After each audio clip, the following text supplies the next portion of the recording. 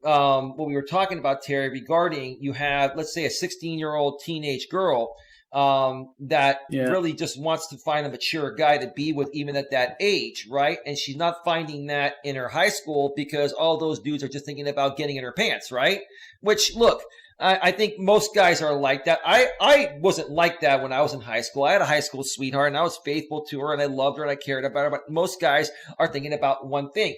And in most cases, Terry, these guys out there that have been convicted of being child predators or pedophiles, it was the 16-year-old girl or the underage girl that pursued the guy and really truly wanted something with him. And basically, when the guy didn't give into it, then she said, Yep. oh, he touched me. And the guy never put a hand on her, right? Next thing you know, they're in Yes. court. Who are they going to believe, right? Next thing you know, the guy is a registered, sex offender and he didn't do shit, right? And that's why women, by nature are spiteful and vindictive. When they don't get what they want, they're spiteful and vindictive, and they'll make things up to get back at you. And does that make sense, Terry? You understand? A lot of these cases all boil down to women are more mature than men. Women mature faster than men, and even women that are under 18 are more mature than men that are under 18. And they're looking for that equal even at that age. Now, there's nothing wrong with saying this, folks. We're having a conversation here about facts. I'm not saying that I would ever, date someone underage. I wouldn't, but this is what happens. You can think of me as Chris Hansen, Dateline NBC. Go ahead. Sorry, I had to throw it in, Terry. No, it's true. And I mean, that's the other thing, that these sick individuals, they just think automatically, oh, they've commented on someone who's actually sub 18. Well, they're a pedophile because they just even made a comment saying that, oh, that's right. Or if someone shows up on my stream, it's a public stream, Terry. Oh, he's 13, he's 14. Well, listen, anyone over 13 can come into any public stream. That's how YouTube and Google have it set up. Now, if they're under 13 and they're on a sock account, that's a different story. But how can we tell? What if someone that's 13 or 12 comes on here and pretends to be 21 and signs up as being 21? Like, where do you draw the line? But go ahead, Terry. I know what you're saying. I get it. Go ahead. Yeah, and that's ultimately the thing as well, too, is, the youth has matured not just biologically, but again, mentally, because of not having parents to show them and make them understand that, hey, it's great to be sexual and feel all those things and that, but you really shouldn't explore those things until you're at least maybe like 16. Like, not like when you're 11 and 12. And there's a lot of bad parenting that has gone on since the 80s that lets these types of things slip through. And again, that further is the empowerment and the sexualization of youth to be sexually empowered to do these things because they know they can get away with it. Just like I said, as I was explaining earlier about the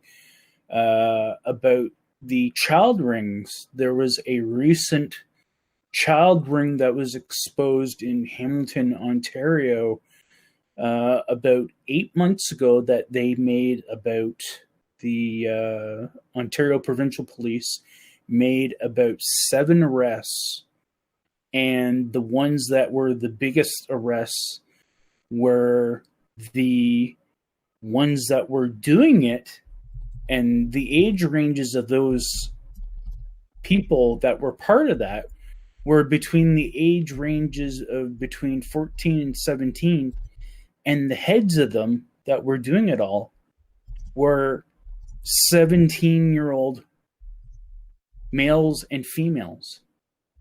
So I mean, it doesn't even get to like that level. Like you think that normally it's an adult that's behind this ring, and like, no, this is actually, kids their own ages that have blackmailed other kids their ages into these like child sex rings and stuff. And people talk about someone doing things to a young individual, blowing their mind. It's no, the even more blowing of your mind is the fact that there are kids in the same age range that are blackmailing and bullying these other kids to do these things. Like it's people talk about it being disgusting. It's like, yeah, it's just even more mind numbing when it comes to that level. And thank you, DC, the Purple Diva. Yes, I do have something over on the couch that I have to do a demo of soon. But getting back to the topic, there is, as some people have said, there is a lot of evil in the world. And there's the evil of the people that are doing it.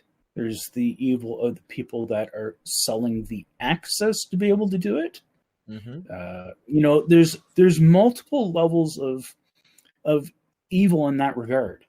But at the end of the day, it's just like I said, people are focusing and over obsessing about the wrong things and the wrong people.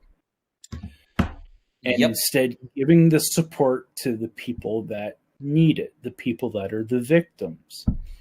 There's numerous people, I've ran into numerous people that are victims or victims of attempts like myself that see and understand that it's not just one specific side of thing, it's multiple sides of things. It's not such a black and white area. There is a lot of shades of gray in there. A lot of gray, right? Yeah. I mean, just like to someone, you could say someone has the name Tom. Well, his name is Tom. He's a pedophile. Like, this is how ridiculous how people go. Or, oh, that guy, he's got his hair slicked to the side. All pedophiles have his hair slicked to the side. Like, everyone is somehow an FBI child pedophile serial investigator or profiler. Right. And so, like, it's ridiculous. And Terry, then the worst part... No, go ahead. No, you finish up your thought. Go ahead. I was just going to say, and that's why it's so traumatizing to even be convicted of it, even if it's the minutest of possibility, because it destroys a person's life if it ever gets out into the public and it gets far enough into people's minds, and especially more of those people's minds that have the sick and twisted view on being over obsessive about people that are pedophiles. It becomes even worse because then, like you said, it becomes life-threatening because, right. Well, the law didn't do anything. I'm taking it into my own hands.